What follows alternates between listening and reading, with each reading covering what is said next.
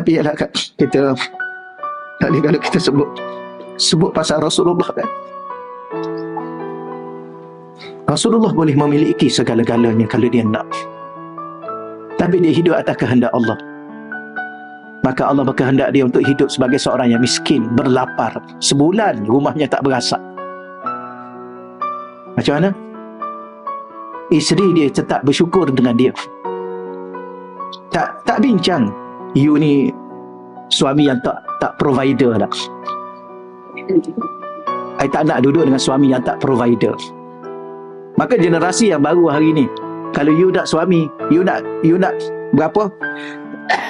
Antaran you 15,000. Ya, ada remaja-remaja yang cakap mungkin itu konten lah.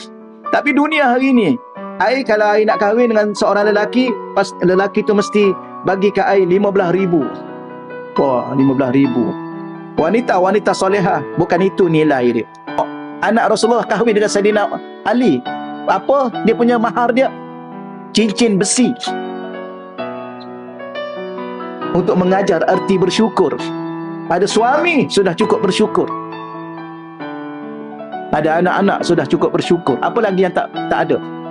Boleh makan, boleh tidur. Tu yang kita kata sedih, tapi makan 3 pinggan, tidur 6 jam. Apa yang sedihnya?